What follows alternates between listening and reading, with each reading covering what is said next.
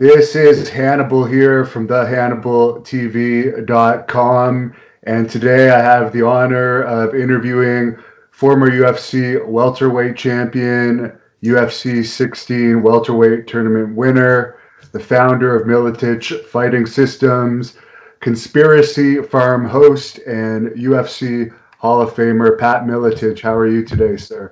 I'm doing great, brother. Thanks for having me on. No problem. I'm a big fan of not only you, but a lot of the fighters that you've trained over the years. I appreciate that.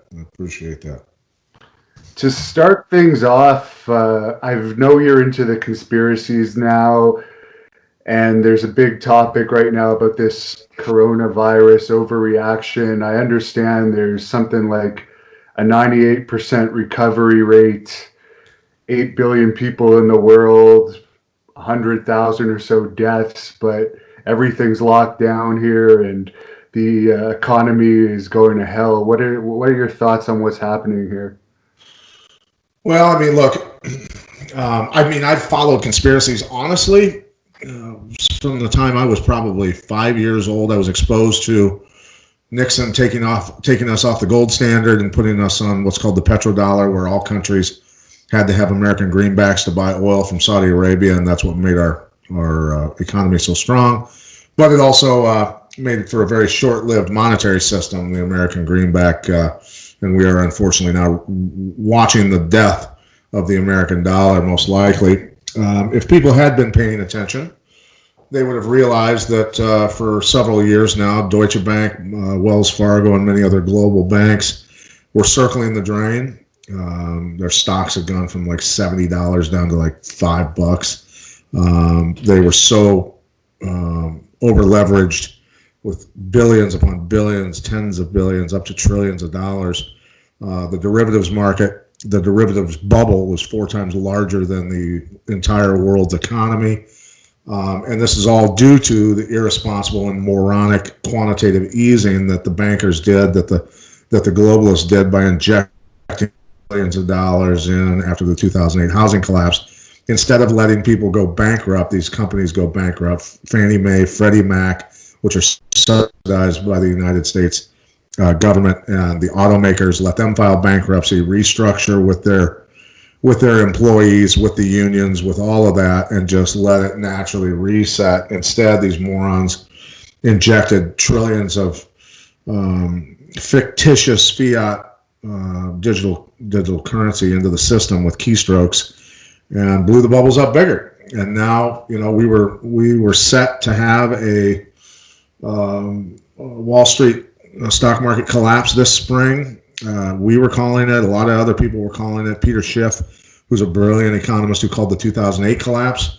We've had him on the show. He was calling it, that it was going to happen this spring. But little did we know that our lovely politicians and globalists and elites would use the cover of a global pandemic to make an excuse for it. So anybody look, I'm not discounting the fact that 100,000 plus people have died of this.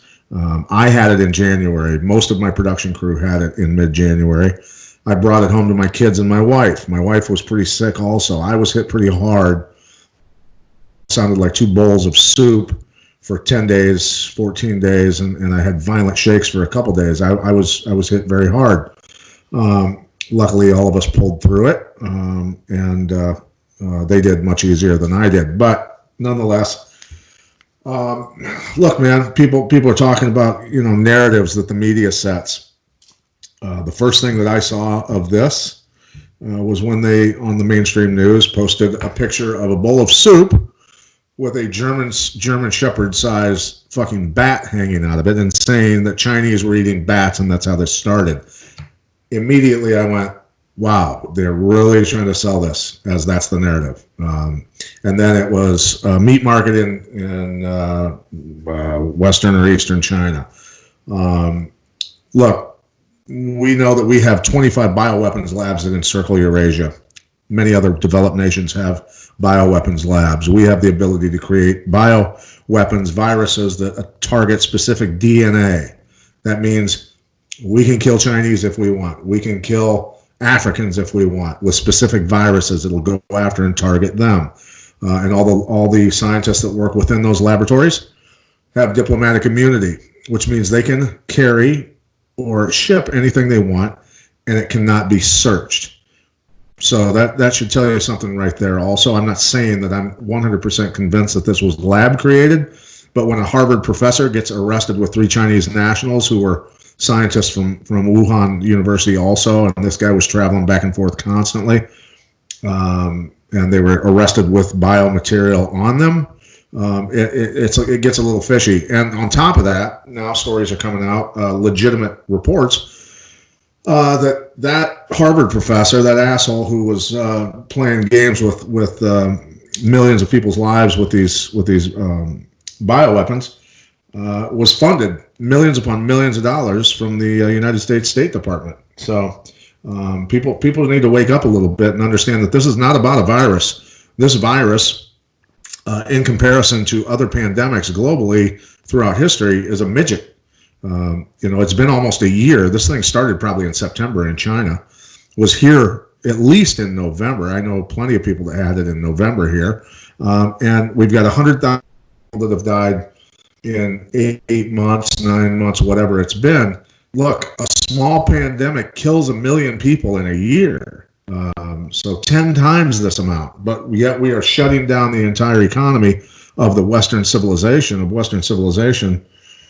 doesn't make sense. The response does not make sense compared to the numbers. What would your response be if this was 100% legitimate thing, and you had it, so you know what it's like? What do you think a more appropriate response would be? Tell all elderly people, stay home, do not go out. You got to protect the elderly, people with infants also, have to be very careful. Don't expose those people to this. And go out. And if you don't have pre-existing conditions, also go out, conduct your life as normal, go to work, do what you normally do. You're going to catch it. Most of these pandemics, once the society is exposed to it, from what scientists we've had on our show say, 2 to 3 weeks it ramps up, it comes in, it peaks, and about a 3 week to 4 week phasing out of it, and it's gone through the population, and there's natural herd immunity created from it, and you don't have Bill Gates pushing mandatory vaccines for you to be able to go to work or get on a plane and have your Nazi certified travel papers. Have you heard the report that Sports Illustrated put out yesterday saying it's unlikely any mass spectator sports are going to take place in front of crowds for another year to year and a half when the vaccines are out? Well, you know what I would say to that is that I'm supposed to fight Michael Nunn in June 6th. And if the quarantines are lifted and we can pull it off, we're going to do it. And Sports Illustrated and all the other people can kiss my ass. Michael Nunn and I are going to do it. And people will gather. Look, man, they are restricting First Amendment, restricting Fourth Amendment. I'm American. We have something called the Constitution and the amendments that give me the right to drive where I want, to travel without being harassed, to be able to assemble and to express freedom of thought. And look, man, Americans are getting fed up with this. Americans got red-pilled by Jeffrey Epstein's so-called murder, and you talk about getting red-pilled from this. Americans and many Canadians are getting red-pilled. I know that the same feeling is pervading up there. Of we've had enough of this shit, enough of the government, big government control. Man, it's time to take things back. What type of fight is this that you're supposed to have in June? He's going to let me kick. He was the best pound for pound boxer on the planet for about 4 years. For those that don't know who Michael Nunn is. He truly was. He was incredible, and I've known him many years. Of course, I trained at the same boxing gym as he, and Pena's Davenport Boxing Club had probably the best amateur boxing team in the country at the time. I donated blood down there for 3 years straight before I could even start hanging with a lot of these guys, and I got my ass kicked. So Michael was untouchable. Even the best in the world couldn't touch him. He did lose to James Toney. Lost his title to James Toney when he he didn't even train for that fight, and he was toying with James Toney the entire fight. He was so gifted, it was ridiculous. But he didn't even train for that fight, and he said he partied a lot leading up to that fight, and gassed out, toward the very end of the fight, and got clipped and got put away. So he was that good. He was really that good. He's very tall, rangy, lanky, great movements, hand speed's ridiculous. So he's going to let me kick, so I can kick his left leg off into the crowd, hopefully, and have some fun. Where is this supposed to take place right now? Supposed to be in a big arena across the river, unfortunately in Illinois, which is locked down. And Pritzker, the governor over there, is a very hard left-leaning, big government guy. So, we may have to move it back over the river to Iowa to try and get that pulled off. But either way, it remains to be seen. I'm very busy with my podcast. Our sponsors have been helping us a great deal, and a lot of people are ordering their products. And so we're doing okay. That's the main thing, is that I need to be able to make a living. Everybody needs to be able to make a living. And the fact that our governments are telling private citizens they can't turn the lights on in their own businesses and pay their own bills, that's insane. This is unprecedented in history. The attempt at complete control by our government right now, it's going to cause a civil war here if they continue with it. I can tell you right now that, and I'm not saying that based on my personal thoughts. I'm saying that based on my discussions with a lot of former Special Forces Tier 1 operators who are saying, look, man, this is getting real serious. We fought to defend the Constitution of this nation being shit on by our politicians and by globalists right now. So they're asking for it. They're asking for it, and these are some scary individuals who will do work if necessary. And I'll carry their water, bro. I'll carry their water for them. Their water and ammo. I got it. So would this fight coming up in June be your first major fight since you retired from MMA? Well, I technically never retired. I mean, after I beat Thomas Denny, I just kind of walked away and focused on coaching and doing broadcasting, of course. So yeah, but it'll be the first one, that I've done and I really, it's not the fight that I'm excited about. It's the competition, and the person that I'm competing against, because he's got a huge name in the boxing world. That it's a crossover. It's a great crossover opportunity for MMA and for boxing. And for a lot of young fighters from the Illinois, Iowa, Quad Cities, there's a lot of tough people in this area, and very skilled fighters who just haven't had a chance and haven't been on a bigger platform. So it's going to serve that purpose. Plus, I'm launching a internet pay-per-view service. So that would be the major launch of it. We've already done one event that went actually pretty well, but this would be the first major one that we've done. So it's kind of a lot going on with it. But I'm excited, just to make it happen. What's the internet pay-per-view service called? Well, we haven't even got that. We launched it with one company that could provide it. We used a production company that does all the camera work and the sound and everything else. I did the commentary, of course. Justin Holstein, who's put a lot of shows on television, was the producer. Jeffrey Wilson, my co-host on my podcast, The Conspiracy Farm, was my co-host for the fights, and all those. I just did it. I literally did it from the time, and I'll tell you why it happened. Access TV suddenly out of the blue discontinued. They sold out to Anthem, a Canadian production company, and then let everybody go at once. Everybody from the sports department, basically was gone, and I was pretty angry about it because they didn't even give us a heads up. Hey, start looking for a job. We're going to probably no. And of course, I get it. Business is business. But then you've got 40-some families who don't. The dads don't have a job, moms don't have a job. All of a sudden, it's a cutthroat thing to do in my mind. So I was a little angry about it. And after I licked my wounds for a few days, I went, I wonder if we can do this ourselves. So I just started calling my friends. Here in town, not even outside of town.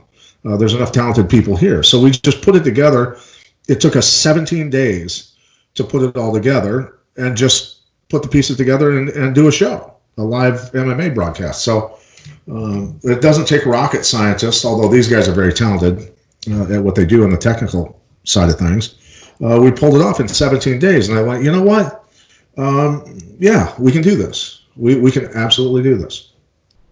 Now, of course, you were the first UFC welterweight champion. You started in MMA back when it was really no holds barred and there was events being canceled. It was a different landscape. What was your path to get into the sport originally? I had, of course, grown up in Iowa, Bettendorf, Iowa, which was a hotbed for wrestling, even in Iowa standards. Many state champions and state placers and state championship teams, and always ranked in the top 3 in the state. My entire childhood, all the way to the time I was in high school. So for me, it's something that's in my blood. Obviously, since the time I was 5, I was wrestling. So went to college. Mom got sick with heart problems. Older siblings all had families living in different places. Couldn't take care of her. So I quit school. Went home, took care of her, was pouring concrete during the day, and bartending and bouncing at night in different clubs. And then one day, pouring concrete, one of my foremen, a guy originally from down south, had a southern accent. He was a black belt in karate, and he said, in his southern twang, he said, "Boy, karate man whip a wrestler any day." And I went, well, how about this? Lunchtime? Let you and I walk out in that field and find out. And he goes, it's on. He was a crazy country boy with a black belt in karate. So we walked out in the field. I double-legged him, slammed him on his head, and slapped him around. And he went, holy shit. Okay, I'm a believer. So he gave me a free week pass to a kickboxing and karate gym in Davenport, Iowa. So that's how I started training in martial arts side of things. Even with my boxing background, I found the kicking part, the knees, the elbows, all that sort of stuff, very intriguing. Got a black belt in traditional Shorin-ryu karate, won a United States title in K1 rules kickboxing, and then the UFC came out, and I obviously had a wrestling background, boxing, the traditional martial arts, the kickboxing. So a lot of the components, some judo, understood arm bars and chokes, but not to the level that I needed to. And so I went, holy cow. My sport just got invented. This is incredible. So I started training, I found Sergio Monteiro, who was in the United States to get his master's degree. He started teaching me. And when he was teaching me, he said, don't tell anybody, don't tell the Brazilians where you're learning this stuff, because we're not supposed to teach Americans this. So he taught me jiu-jitsu strictly for fighting. No gi, strictly for fighting. Taught me a lot, man, a lot. And then I got into the Battle of the Masters. I had to pay bills, man. My mom was sick. She couldn't work. I was trying to pay for a house at 20 years old, and car payments and everything else. So it was time to get after it and make money in chunks. So you went 15-0, I guess, to start your MMA career off. What were some of your keys to success there? I was in a pretty desperate situation, to be honest with you. I felt that, that I was destined for something bigger than, just doing manual labor and stuff, man. I really had bigger dreams, and I can tell you that I learned a lot about myself pouring concrete, bartending, bouncing, and training for fights at the same time. So for me, it kind of it solidified the passion.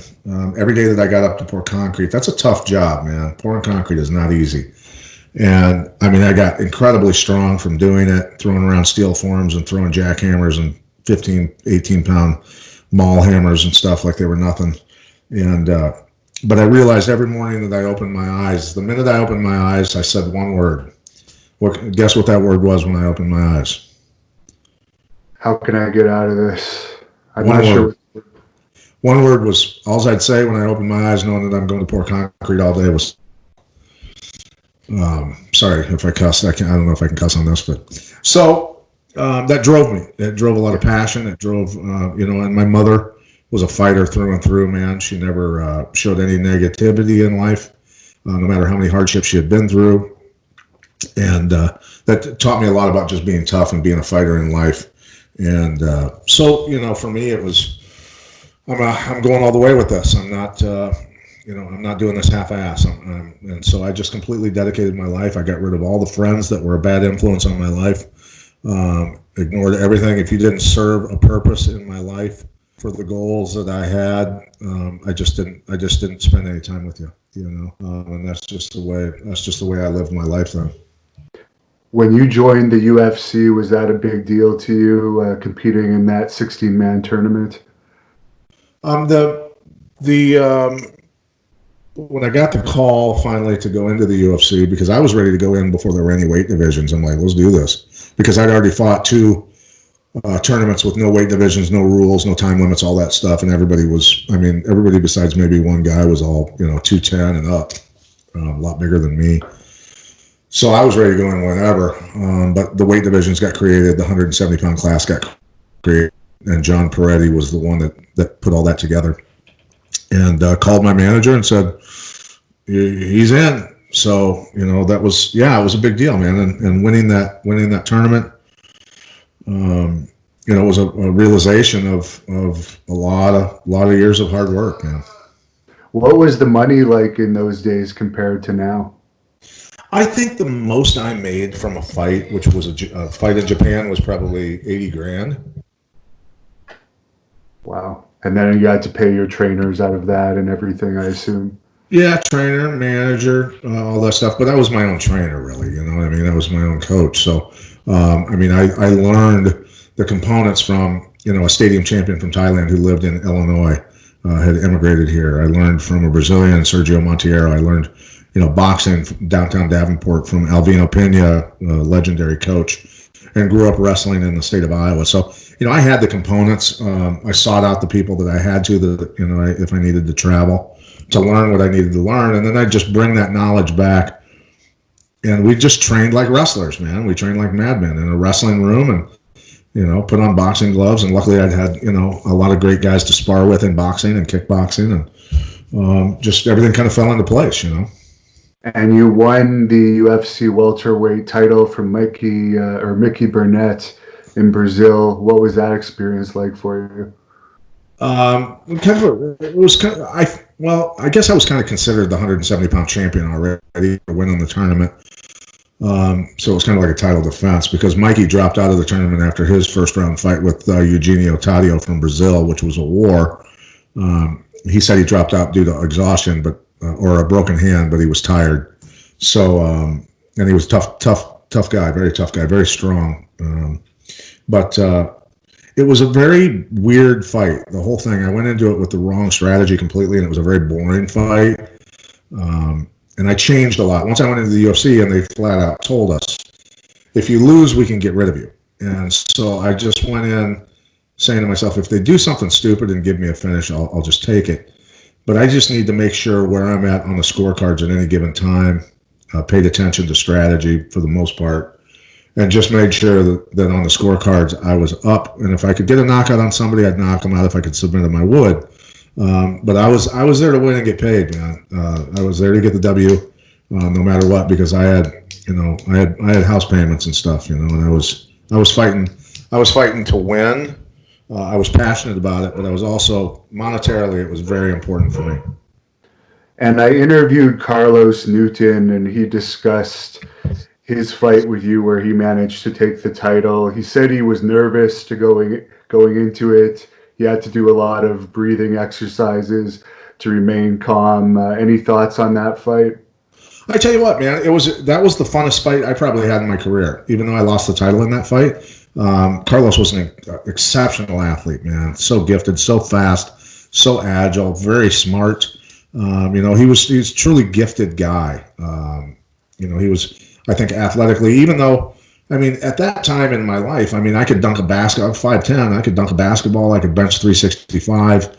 I could run a 4.40. I was a good athlete, but he was a ridiculous athlete, and he was smart. I felt I had him beat.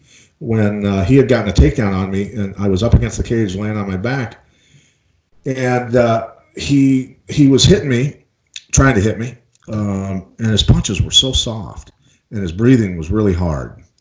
And I went, man, all I have to do at this point is get up and knock his ass out. He's going to sleep. I knew he could take my power if I landed a combo on him.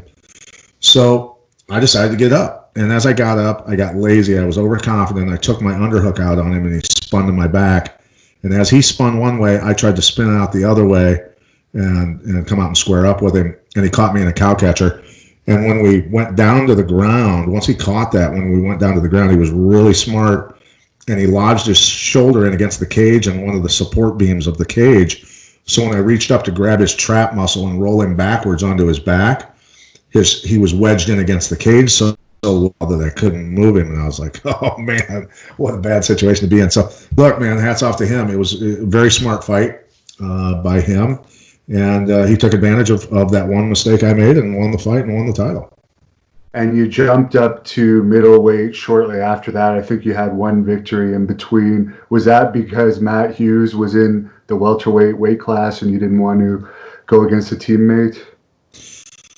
The UFC forced me out of the weight division, actually. They told me that if I didn't move up to 185, I no longer had a job. And I said, wait a minute, you guys gave me a guaranteed rematch clause in my contract that said if I won a fight, that I was fighting Carlos or whoever had the title next. So they made that fight. And then later that day, they called me and said, wait a minute, we can't do that fight with you and Carlos because Pedro Hizzo and Randy Couture are doing a rematch on the same card. And that was the same co-main event as what happened in New Jersey when I lost the title. So they said, we'll give you a choice. You can either have Matt Hughes fight Newton for the title, or we get to pick somebody from a different camp. And then, obviously, no matter who wins, if it's not Matt that's in, no matter who wins, you'll get the winner of that match. So I'd already promised Matt that I'd make him a champ. I had the title for almost 4 years with the tournament title and the other stuff involved.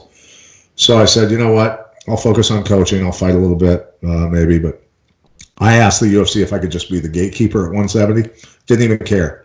I'd lived my glory, had my fun, time to help the other guys. And they said, no, you've got you and Jason Black, Rob Lawler, and Matt Hughes, all from your camp at 170. You've basically trained yourself out of a position, is what you've done. So they forced me to go up to 185. I didn't even want to be there. When I got in the cage, I was pretty much I was disheartened by the whole process. The harshness of the business side of it. At that time, in my life, it was basically 4-year UFC champion, and you're basically as discardable as a piece of trash.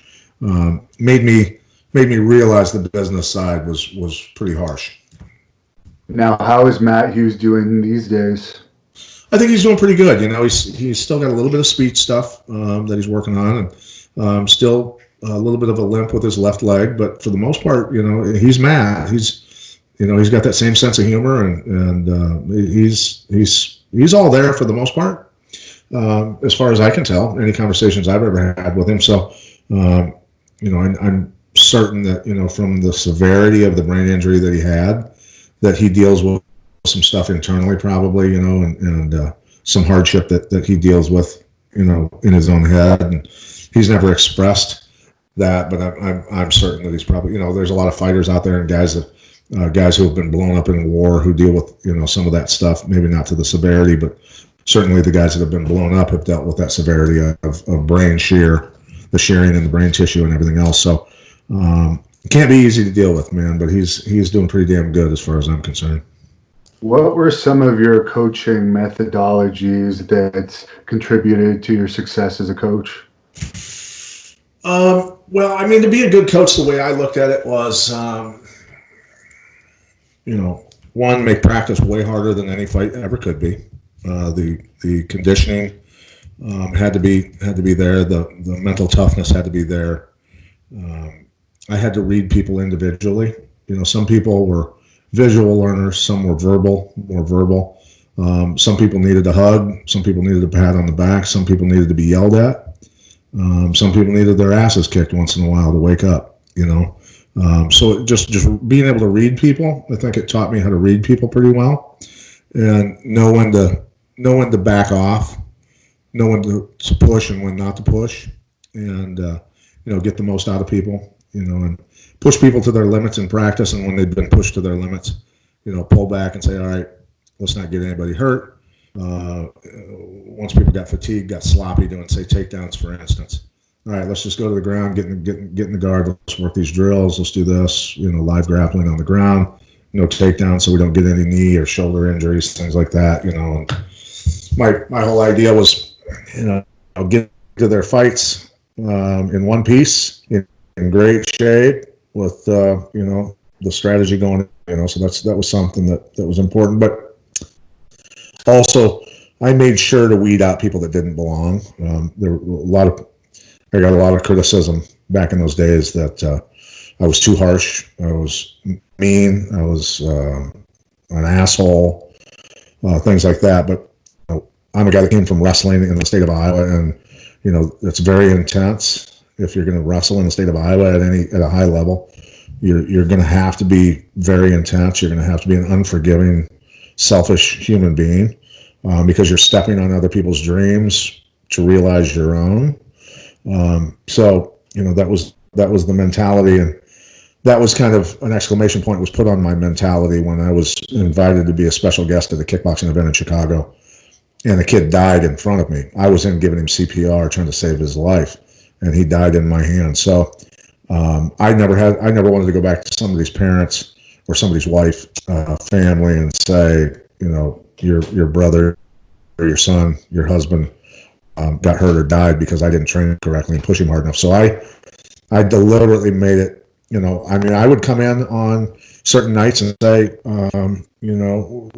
time to weed out the people that don't belong. This is a night when it's going to get ugly. And people would quit.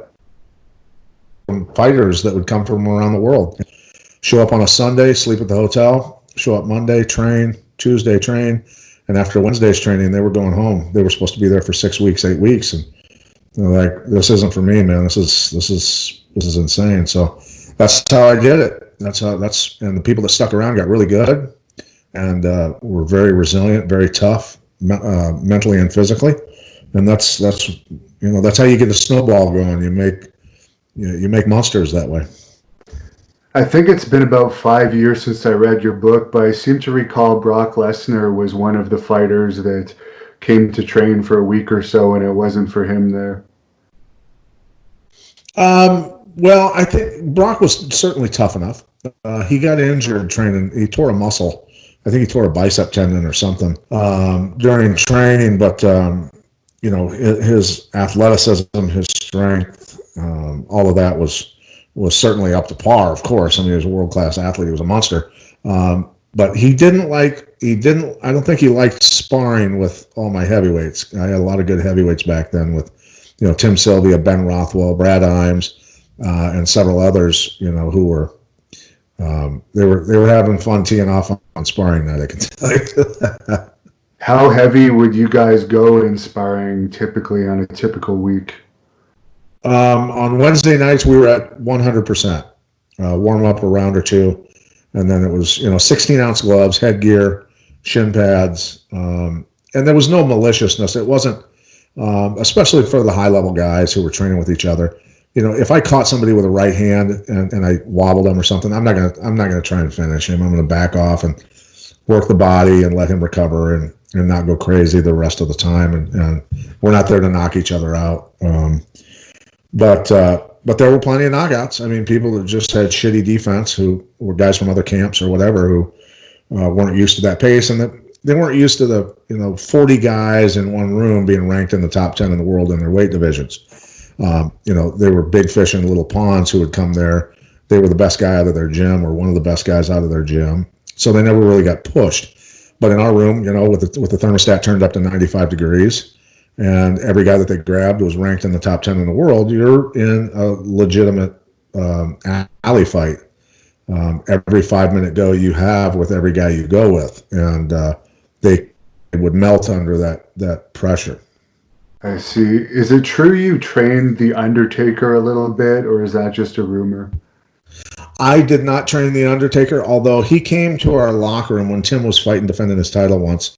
He came and hung out with us in our locker room. Very cool guy, man. I really enjoyed having him around in the locker room and stuff. I've always really enjoyed him.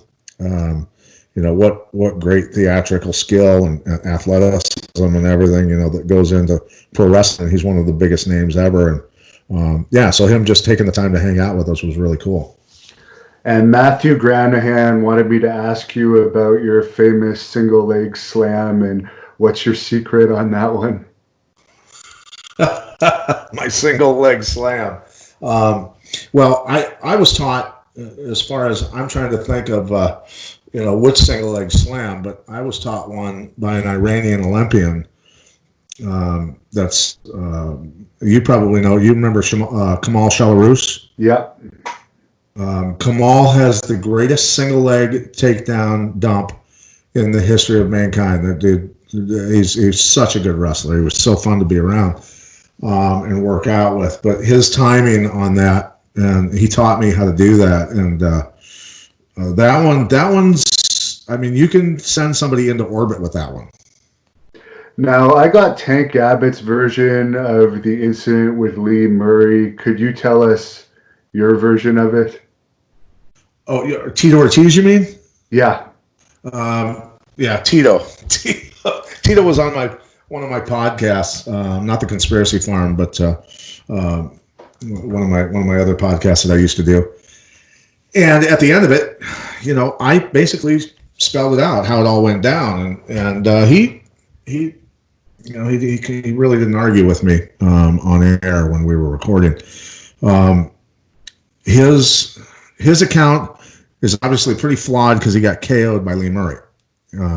Just tell you that. But one of Tito's good buddies, and I was friends with Tito at the time, so I had no reason to lie.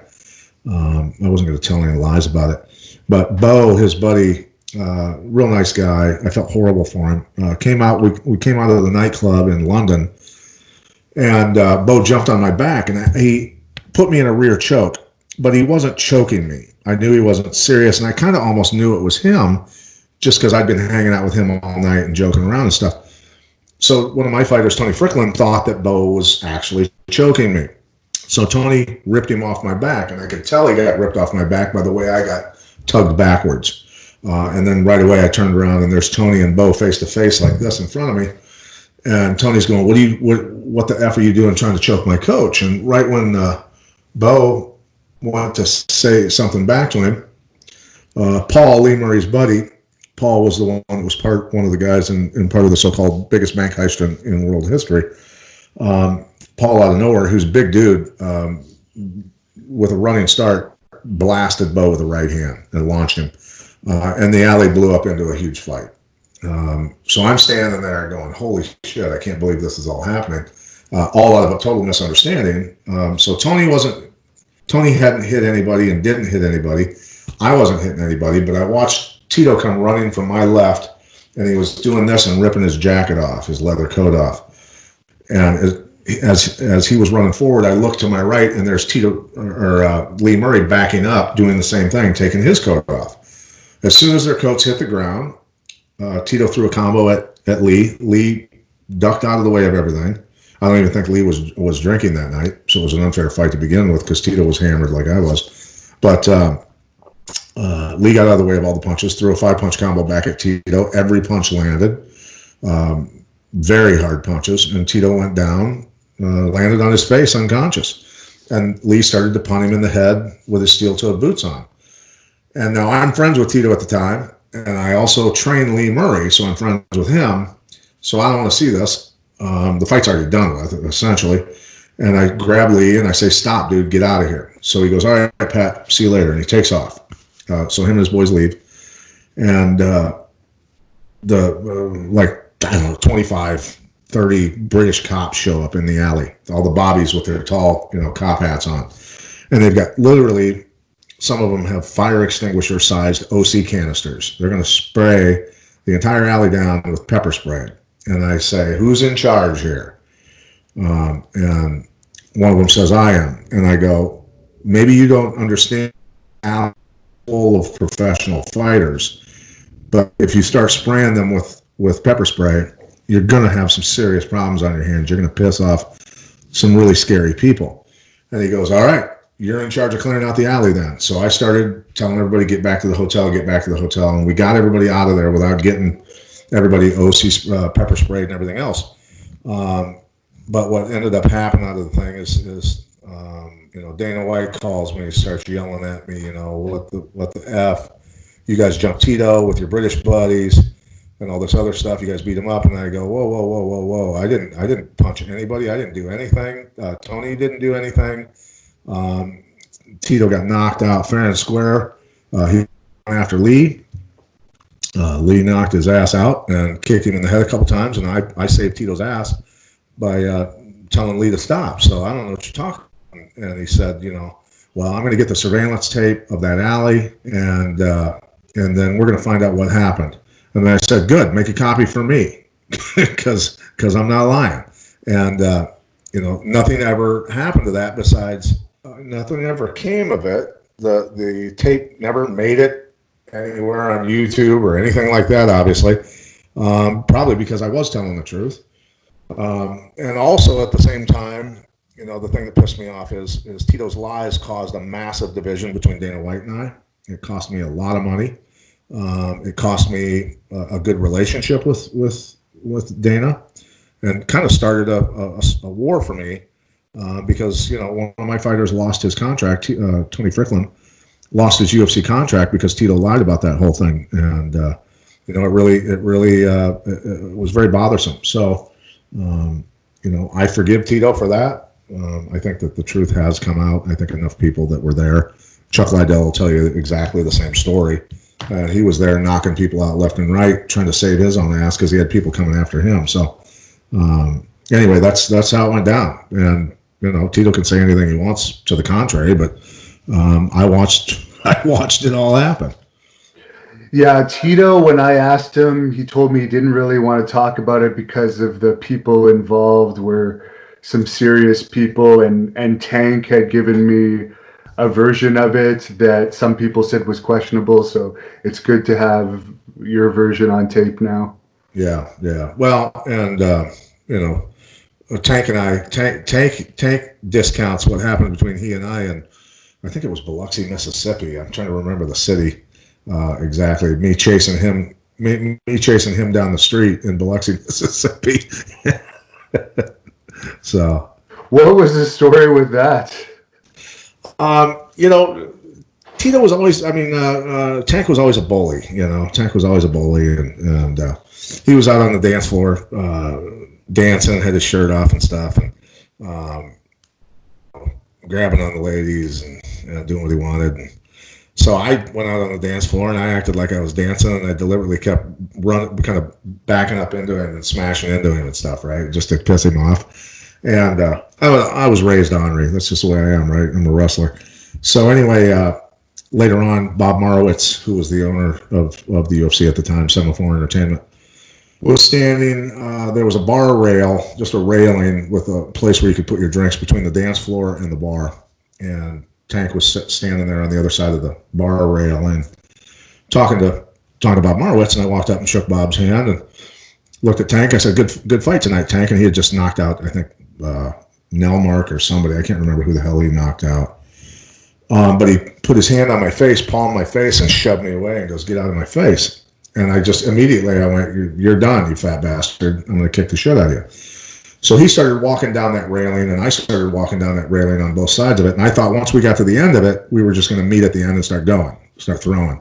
And the door was to his right. So when I got to the end of that railing and started to round the corner, he turned and went out the door with him and a couple of his buddies. So I had Jeremy Horn and Amri Batesh with me, Brazilian fighter Amri. And so I started yelling at Tank, and basically ended up, they got a pretty good head start jogging down the street, running after him. And by the time I got to the hotel, which was, 3 blocks away, whatever it was, got into the lobby, and I saw Jerry Bolander from the Lions Den. And I said, "Jerry," I go, "Did you see Tank?" And he goes, "Yeah, he went up the stairs to the elevator." And So I went up the stairs and Tank was gone. But so Tank's Tank doesn't see it that way. But which is fine. I don't care. He's way past his prime more than I am, so it's no big deal. Now, you fought Dan Severn, and he was much bigger than you. You talked earlier you would fight in the no weight class shows. You put in a really good performance in that fight. What were some of the keys to doing well there? Man, just avoiding the knees on the ground and that sort of stuff. He's so big and so strong, and carrying his weight. I can't remember if that was a 20 or 30-minute one-round fight, and it was basically if nobody finished the other, it would be declared a draw. Had they gone on points, he would have won. He was on top of me for the majority of the fight. But I got out of there. Didn't have any real damage or anything like that, and he was ungodly strong, ridiculously powerful guy, and so I considered it, kind of a moral victory, weighing 180 pounds at the time. Guy that's probably 270, 275, and as strong as he was. I was a little nervous going into that one, I can tell you. What were some of the keys you used to combat nervousness in a fight like that, just for any fighters watching? You know what? The nervousness for me always left once the fight started, of course. There were times, though, where I was crushed up against the cage with him on top of me, where it was like, you get claustrophobic real quick when you're getting crushed like a sardine by somebody that big and powerful. So, I actually had a moment during that fight. There was a guy, Eddie Langford, who played football at the University of Iowa. He started at the college my dad was coaching at, and we were friends with their family my entire life, the Langford family. And Ed had been drinking a lot, and he had somehow worked his way right up next to the cage with his face up against the cage. My head's crushed against the cage. And so his mouth is like 2 inches from my ear, and he keeps saying, and my dad was deceased long before that, saying, "Do it for your dad, Millie, do it for your dad, Millie."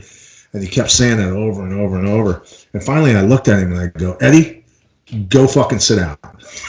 And he went and sat down. But you can still find moments of stuff like that in really tough fights, where you're still having a good time and plenty coherent of the world around you, so it was a good time. But I credit a lot of great training partners, skills on the ground as far as defensive, to not get my head caved in, for that.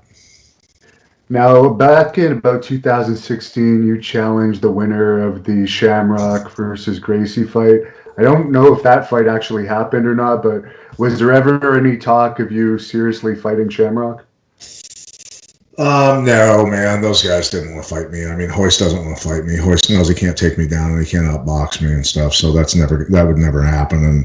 And Ken, I think, was just, there to fight Hoist. Hoist has a big name, of course. And for whatever reason, it didn't. I think it did come off, actually. Hoist beat him, didn't he? I've Hoist never heard Shamrock beating Hoist, so I think it happened. Yeah, so I'm trying to remember. It was one of those. I think it was a Strikeforce show, wasn't it? Or actually, that may have been the one. You're right, because Shamrock lost, then he failed the test, and he was supposed to fight Severn after that. But the Severn fight was canceled because of his drug test failure. So you are right; it did happen. Okay. Yeah. So no, yeah, but it would have been fun to fight Hoist, but it wasn't meant to be. I see. What are your feelings on John Jones's situation? As great a fighter as he is, he keeps seeming to get in trouble here and there. The self-destructive mode that he's been in for years, it's sad, actually, and unfortunately that self-destructive mode can end up taking somebody else's life, if he gets in a wreck and kills somebody, or, goofing around shooting guns or whatever, man. That's, it's not a good situation. So I hope that he can, deal with his inner demons, whatever they are, whatever's driving him to drink and do drugs and stuff the way he is. I hope that he can, confront those, because that's a process. It's like, people don't drink and become drunks or drug addicts because there's a sale on Busch Light at the store.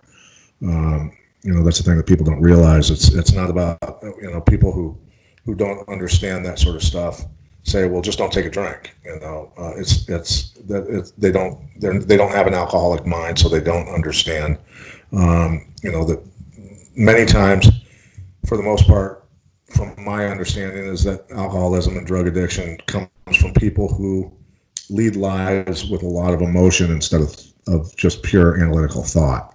There are different types of people on this planet. Some people just go through life with less feelings and more analytical thought, and others that use more feelings and emotions to guide their lives. And many times the people that guide their lives based on emotions can become affected by tragedies more, by how people treat them. They're affected by words much more, much deeper. So that's something that John needs to address, and hopefully he can do that, because he's a supremely talented young man, and I hope that he can get that figured out so that he doesn't destroy his own life or somebody else's in the process. He did tell the police that he has memory issues from being hit in the head so much. It's unclear whether that was an excuse or not, but if he is suffering memory issues, do you think he should consider maybe hanging it up, even though he is at the top of his game? Well, I had to go back and make excuses for the beginning of all of this stuff when he started getting in trouble, right? So I don't remember at that point when he first started getting in trouble, him taking a whole lot of abuse in fights. So it is what it is. We've all taken a lot of abuse. We all have, especially guys who are veterans of a lot of fights, a lot of tough fights at a high level, even, that probably have some CTE issues and things like that. I know I'm not the guy I was when I went into the sport. I know that, and it might come with age too, but, I was a guy who really paid attention to defense. Being around old boxers and old kickboxers, I noticed that some of them would lose their train of thought real easily. They talked like their tongue was too big for their mouth, things like that. And I said to myself early on, I don't want to be that guy. So I paid attention to watching films on Sugar Ray Robinson, on Willie Pep, the old boxers with incredible defensive skills, the Roy Joneses, the Mayweathers, all those types of fighters who had such incredible skills. And luck, call it luck or whatever, but in kickboxing, boxing, MMA, live fights, I never got a concussion. I never got knocked out, never got a concussion, never was nauseous. I've had a headache one time in my life, and that was when I almost died from spinal meningitis. But that's the only headaches I've ever had. I don't even get headaches, so I don't even know what they are. So, knock on wood, but I never got hit with something that I didn't see coming. And I think that was the key. It's the guys that get hit with stuff that they didn't see coming that go to sleep. Now, I don't really remember what this was all about, but I had a fan that wanted me to ask you about the fallout of the Ultimate Fighter situation with you. Oh, when I was supposed to coach?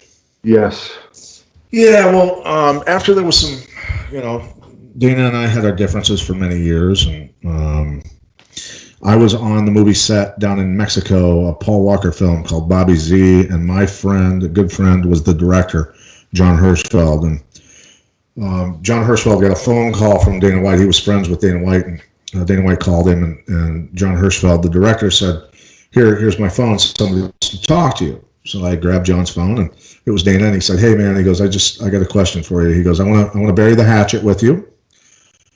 And, water under the bridge between us, whatever. If I named you or asked you to be a coach in the Ultimate Fighter show, would you consider it? And I said, but why me? Why would you pick me? We've had so many differences over the years.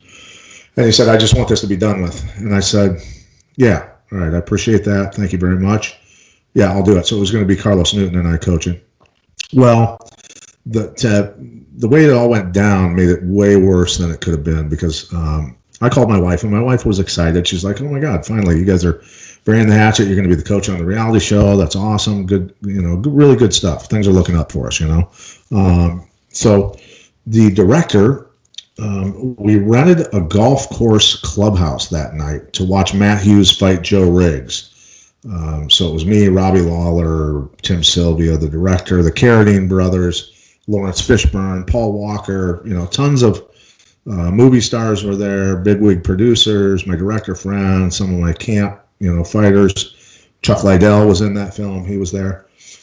And the director had said, Dana's going to announce tonight that Pat and Carlos Newton are the guys that are coaching the Ultimate Fighter. And so everybody's excited, right? And I'm excited, of course. And Dana gets in the cage and he says, I just wanted to announce the fighters for this coming season's Ultimate Fighter.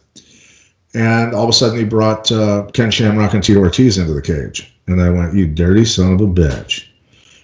And so when I got back from the movie set, we were down there 5 weeks total. I think I was 3 or 4 weeks into it. But when I got back home, I got on the phone and I called his assistant at the time, Donna. And I said, hey, I go, tell your boss if he's got any balls to call me back. And so he called me back and he goes, what do you mean if I got any balls? And I go, dude, do you realize what you just did to me? Like, you have no comprehension of what you just did to me. You double-crossed the shit out of me again. And, he basically at that time told me to fuck off. So that fueled my fire again. Now I'm pissed off again at him. So it didn't make things any better. It was unfortunate that it went down that way. But he had apologized publicly for it, before they put me in the Ultimate or in the Hall of Fame and all that sort of stuff. So you know what, man, it is what it is. It's water under the bridge, and it was unfortunate that it all had to go down the way it did. There were some things I just didn't have control. I had control in how I reacted to it. I should have said, I get it, whatever, those guys are going to sell more tickets. That's fine, and just lick my wounds and just been cool about it. But instead, look, man, I got bullied my whole life as a little kid. I got a real problem with people with power, doing things like that. I've learned over time and age not to let those things bother me. But, I was the kind of guy that if a guy's 6'8", when I was a kid, was picking on me, I'm going to try and fight him because I just don't take shit from people, and that's, that's a good quality and a bad quality. That's a double-edged knife, right? And last couple of questions here. This one might have to do a little bit with conspiracies, but what is your opinion on unidentified flying objects? For anybody to think that there isn't, intelligent life somewhere else or here already, is fooling themselves. I mean, it's just, there's been too many things, and whether it's, reverse engineered stuff that we have made off the Roswell crash, whatever. But to think that anybody that doubt that. Are you familiar with the Emerald Tablets? No. The Sumerian Kings list? No, not yet. Maybe I should be subscribing to your podcast. So what people need to do is they need to listen to Billy Carson. Billy Carson is an MIT propulsion scientist, brilliant guy. He was nice enough to come on our show one time and talk about the Sumerian Kings list. He was talking about the Sumerian kings that lived for ruled for tens of thousands of years, lived for many thousands of years. And, all of us sit there and go, that's bullshit. That's complete bullshit. But if you listen to, you can go on YouTube, anybody can go on YouTube and listen to the translated Emerald Tablets. It's an audio that people can listen to. And it talks about Thoth. Thoth was one of the Sumerian kings. And he talks about, this is a 30,000-year-old document, right? The Emerald Tablets are 30,000 years old. He talks about his craft leaving the earth being covered in water, coming down in the land of Kim.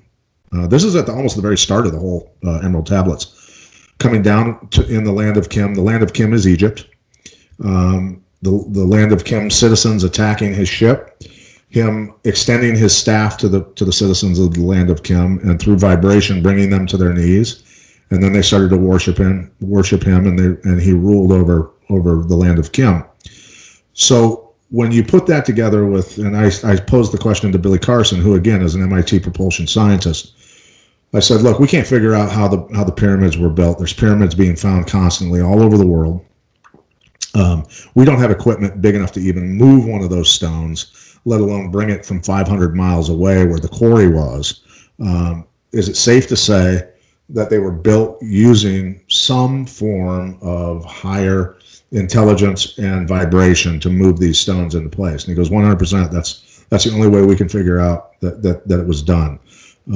So for us to think, that there's not been, and societies have gone cyclical as far as, for what we can tell, talking to Graham Hancock and other scientists, these civilizations have come and gone with time, over many, many, many thousands of years, where civilizations were rubbed out from meteor showers, from floods, from many other things that have happened, where they had, either possessed a much higher level of intelligence than we have today, or had some assistance from somebody else. And so, look, for anybody that doubts me, look, if you can figure out how the pyramids were built, go build one.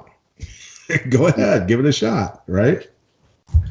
And I think the U.S. Navy, too, has actually gone on record and admitted that unidentified aerial phenomenon exists. Yeah, because naval fighter jets, pilots, there's a great video out there of those guys going, holy cow, there's a bunch of them.